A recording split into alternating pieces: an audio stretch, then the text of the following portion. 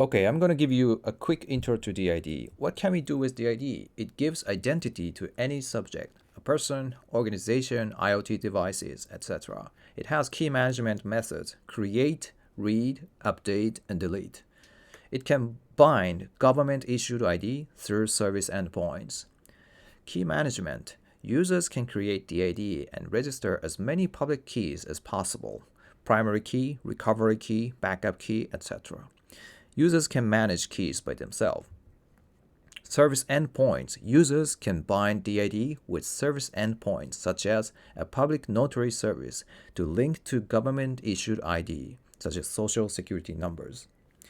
It enables trusted interactions associated with DID. And once legal bind is done, DID can be used as KYC-ready ID to any services.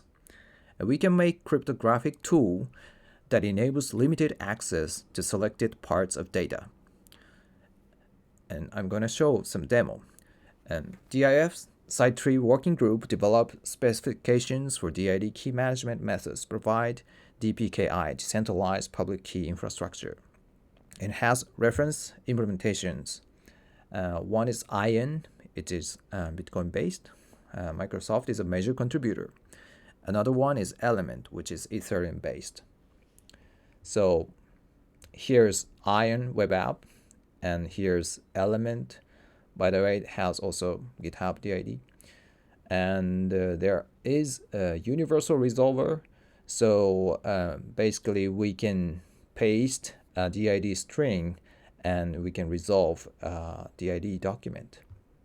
So let's use Element.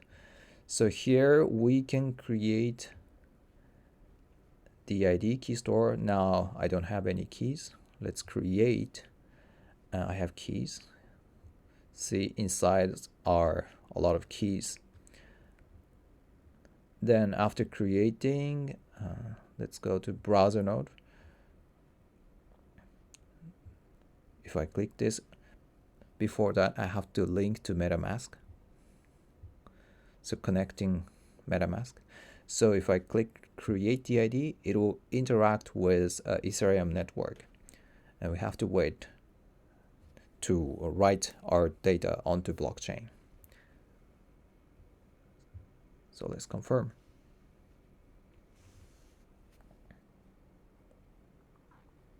Okay, now it's created. So this is my DID string, and these are private keys. And you can add, remove, or even edit DID document. Okay, it has primary key, recovery key. Let's copy DID and try to resolve.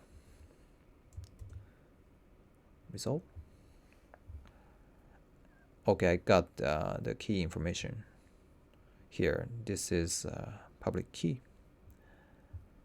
And let's go to universal resolver to see if it can resolve the same info here and try to resolve. Just in case, we go back and to see primary public key is starting with 035D14.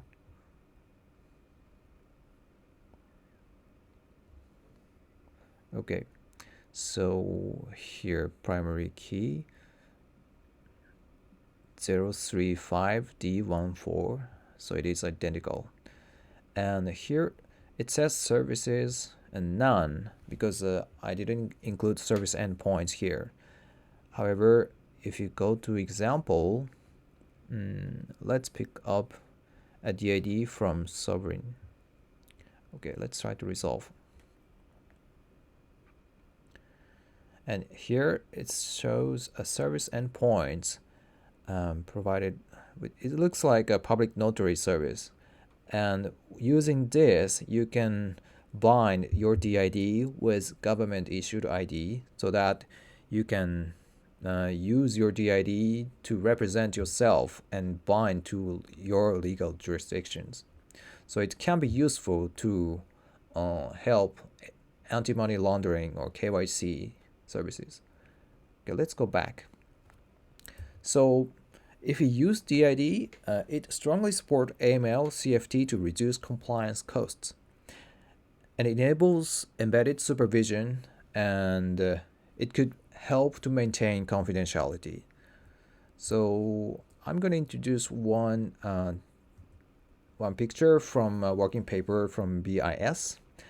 So using DID and based on DID, all the activity on blockchains can be linked to your legal jurisdictions. And also, we can make cryptographic tools, and it can help supervisors to access just the selected parts of such microdata or relevant and consolidated positions. So I think DID is very, very useful for supervisors as well. So thank you very much.